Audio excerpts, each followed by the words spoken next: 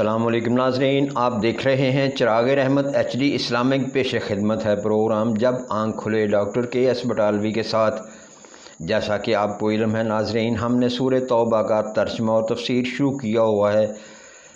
آج سورہ توبہ کی آیت نمبر 29 کا دوسرا حصہ پیش کیا جا رہا ہے۔ پہلا حصہ گزشتہ روز پیش کیا تھا، ملاحظہ فرمائیں۔ حَتَّى يُعْتُوا الجِّزْيَةَ عَنْ يَدٍ وَهُمْ صَاغِرُونَ۔ اس آیت مبارکہ کا مفہوم یہ ہے کہ وہ اپنے ہاتھ سے جزیہ دیں۔ اسلامی ریاست میں رہنا ہے تو جزیہ دیں۔ اس آیت سے یہ معلوم ہوتا ہے کہ جہاد کا مقصد ان کو تلوار کے زور سے مسلمان بنانا نہیں، بلکہ اگر وہ اطاعت قبول کر لیں اور جزیہ دیتے رہیں تو وہ اپنے دین پر رہ کر پرامن زندگی گزار سکتے ہیں۔ یعنی اہل کتاب کے سامنے تین راستے ہیں: مسلمان ہو جائیں،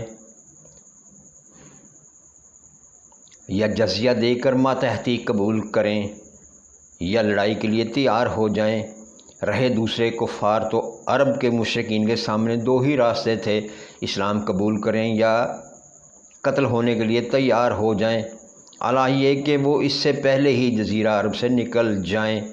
رسول اللہ صلی اللہ علیہ وآلہ وسلم نے مجوس سے بھی اہل کتاب والا معاملہ کیا۔ بخاری جزیات باب الجزیہ۔ عبد الرحمن بن عوف سے یہ روایت ہے۔ باقی دنیا کے مشرکین کے متعلق تاریخ اسلام میں مشرکین عرب والا سلوک کہیں ذکر نہیں، مثلا ہندو، بدھ اور دوسرے بت پرست وغیرہ، بلکہ مسلمانوں نے انہیں بھی اپنی رعایا بنا کر ان سے بہترین سلوک کیا۔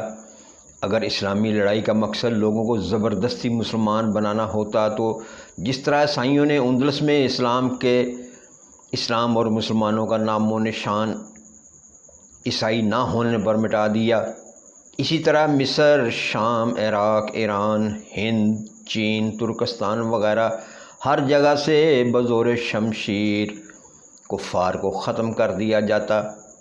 بر صغیر میں مسلمان اقلیت میں نہ ہوتے بلکہ سارا ہند مسلمان ہوتا اور یہاں کفار کا نام و نشان تک نہ ہوتا، مگر اللہ تعالیٰ نے اس سے منع فرمایا۔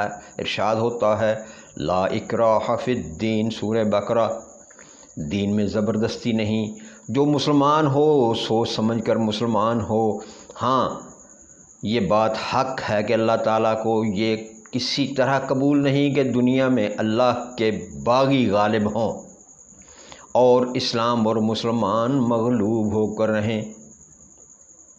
ناظرین، ہم پھر اپنے حکمرانوں سے، اپنی اسٹیبلشمنٹ سے، اپنی عدلیہ سے اور اپنے تمام اعلیٰ عہدیداران سے مخاطب ہیں کہ اللہ کی منشا یہ ہے کہ دنیا میں صرف اور صرف اسلام کا غلبہ ہو، اسلام کا بول بالا ہو اور غیر مسلم جو ہیں وہ مغلوب ہوں۔ لیکن یہاں ہمارے الٹ چل رہا ہے۔ پاکستان اکثریتی مسلمان لوگوں کی آبادی ہے مگر مغلوب ہیں اقلیتوں کے ہاتھوں، عیسائیوں کے ہاتھوں، یہودیوں کے ہاتھوں، کیونکہ ہمارے حکمرانوں نے دین اسلام کے خلاف چلنے میں، دین اسلام کے مخالف چلنے میں کوئی آر نہیں سمجھتے اور تمام دینی اور دنیاوی اور معاشرتی نظام میں اسلام کی مخالفت کرتے ہیں، یہود و نصارہ کی تقلید کرتے ہیں، اور نئی جنریشن جو ہے وہ فیشن کے نام پر، سوشل ازم کے نام پر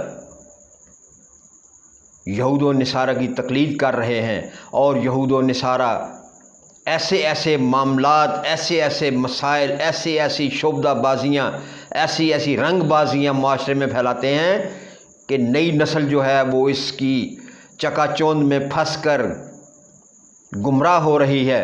اور ہمارے علماء کرام، خاص طور پر میں ان علماء کرام کو کہتا ہوں جو مجلس شورا کے رکن ہیں اور جن کی یہ سب سے بڑی ذمہ داری ہے، مگر وہ اپنی ذمہ داری کو نہیں نبھا رہے، اس لیے میری نظر میں وہ سب سے بڑے مجرم ہیں۔ اسلام کے دین کے اور عوام کے مجرم ہیں کہ انہوں نے دین اسلام کا فروغ نہیں دیا، اللہ کی اطاعت میں انہوں نے کوئی کام نہیں کیا۔ ہندوازم و دیگر ازم جو ہیں وہ ان کے لیے زیادہ مقدم ہیں، اسلام والے مسلمان جو ہیں وہ مقدم نہیں ہیں ان کو رسوا اور ذلیل کرنے میں۔ یہ ہمارے علماء کونسل اور بین المذاہب ہم آہنگی کے جو تنظیمیں بنی ہوئی ہیں، یہ ساری کی ساری تنظیمیں اسلام کو ختم کرنے کے لیے ہیں۔ ان میں جو علماء کرام ہیں، جو علماء کرام اس معاملے میں آگے ہیں، وہ شدید قسم کے مجرم ہیں۔ انہوں نے اسلام کو نافذ نہیں کیا بلکہ دنیا کی چمک، مال و زر، اقتدار کی ہوس میں اندھے ہو گئے ہیں، اور اندھے ہو کر وہ یہود و نصارہ کی تقلید کر رہے ہیں، ان کی لبیک کہہ رہے ہیں، ان کی پیروی کر رہے ہیں، ان کے پاؤں کے تلوے چاٹ رہے ہیں۔ دین اسلام میں تو صرف اللہ کے احکام چلتے ہیں۔ اس آیت میں یہی اللہ نے فرمایا کہ اسلام کا غلبہ پوری دنیا میں ہونا چاہیے، اور مسلمانوں آپ کے لیے یہ انتہائی شرم کی بات ہے کہ دین اسلام کا غلبہ ہونے کی بجائے دین اسلام اور مسلمان یہود و نصارہ کے سامنے مغلوب ہیں۔ ڈوب کے مر جاؤ، آپ کو غیرت نہیں ہے، آپ کا دین، آپ کا ایمان کہاں پہ ہے؟ اور خود کو کہتے ہو اللہ کے بندے۔ اللہ کے بندے تو اللہ سے ڈرتے ہیں، کسی بندے سے نہیں ڈرتے، اور آپ جو ہے وہ صرف مال و زر، رزق، دولت، ان شان و شوکت اور اقتدار کی صرف خاطر اپنا دین و ایمان سب کچھ بیچ رہے ہو۔ رائے راست پہ آ جاؤ، اللہ کا عذاب یقیناً اسی لیے آ رہے ہیں۔ یہ بے موسمی بارشیں، کبھی وائرس، کبھی کوئی وائرس، کبھی کوئی وائرس، کبھی کوئی بیماری، افراط زر، معاشی تنگی، افراتفری، اور یہودیوں کے ایجنٹ، قادیانوں کے ایجنٹ جو ہیں وہ ہم پہ مسلط ہو رہے ہیں۔ یہ ہمارے اعمال کی شامت ہے، ہم اپنے اعمال کی وجہ سے پھنسے ہوئے ہیں۔ عوام کو بھی میں یہ کہوں گا کہ اس گمراہی سے بچ جائیں، قرآن و حدیث جو ہے اس پہ عمل کریں اور اللہ کے اطاعت کریں۔ اللہ یقیناً کامیابی دے گا۔ اللہ کہتا ہے کہ میں اپنے بندوں کو کامیابی دیتا ہوں، اور اللہ نے اس آیت میں یہی فرمایا ہے کہ اسلام اور مسلمان مغلوب ہو کر رہیں، یہ اللہ کو پسند نہیں ہے۔ اللہ کے باغی غالب ہوں، یہ اللہ کو پسند نہیں ہے۔ اللہ تعالیٰ کو یہ کسی طرح قبول نہیں کہ دنیا میں اللہ کے باغی غالب ہوں۔ مسلمان ہو، سوچ سمجھ کر مسلمان ہوں۔ اس صورت میں یہ دنیا میں امن قائم ہو سکتا ہے اگر آپ اسلام کو غالب کریں، اسلامی نظام کو نافذ کریں، پوری دنیا میں اسلام کا نام ہو، اسلام کا نظام ہو، تو امن قائم ہو سکتا ہے، نہ فتنہ و فساد ختم ہو سکتا ہے۔ امن صرف اسلام ہی کے ذریعے ممکن ہے۔ اس لیے تمام دنیا کے کفار سے اسلام قبول کرنے یا جزیہ دینے تک لڑنے کا حکم دیا گیا، اور یہ بھی ضروری قرار دیا گیا کہ کفار میں اتنی قوت کبھی نہ ہونے پائے کہ وہ مسلمانوں کے مقابلے میں آ سکیں۔ یعنی اللہ کی یہ منشا ہے کہ کفار میں اتنی قوت کبھی نہ ہو، لیکن آج تو یہاں الٹ ہو رہا ہے، کیونکہ ہماری شامت اعمال ہے، ہم اپنے آپ میں ایمان کی قوت نہیں رکھتے جو قوت ہونی چاہیے، اور ہم پہ غیر مسلم جو ہیں وہ غالب ہیں، وہ قابض ہیں، اور ہم مغلوب ہیں۔ ہم ان کے تلوے چاٹ رہے ہیں، ان سے قرض کی بھیک مانگتے ہیں، اپنے قدموں میں کھڑے ہونے کا نہیں سوچتے، اللہ سے قوت اور مدد نہیں مانگتے، جبکہ ہمارے پاس اللہ سے بڑی کوئی قوت نہیں ہے۔ اللہ سپیریئر، اور اس سے بھی اگر کوئی جملہ آگے ہے تو وہ طاقت ہے۔ اللہ حاکم الحاکمین ہے، اس کی مدد چاہیے۔ لازم ہے کہ مسلمان کے مقابلے سے دستبردار ہو کر خود اپنے ہاتھوں سے جزیہ دیں اور حقیر ہو کر رہیں۔ یہ بھی اللہ کو حکم ہے کہ وہ جزیہ دیں اور جھک کر رہیں، حقیر ہو کر رہیں، سامنے کھڑے نہ ہوں۔ صاغرون کا معنی یہی ہے کہ وہ محکوم بن کر اسلام کے سائے میں زندگی بسر کریں۔ اس جزیہ کی رقم کا تعین ہر علاقے کے لوگوں کے مالی حالت کو مد نظر رکھ کر کیا جائے گا، جو ان کے ہر شخص کی طرف سے ہر سال ادا کیا جائے گا۔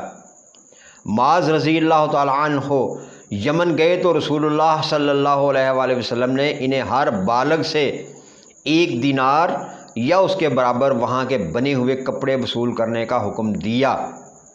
ابو داؤد کی یہ حدیث ہے۔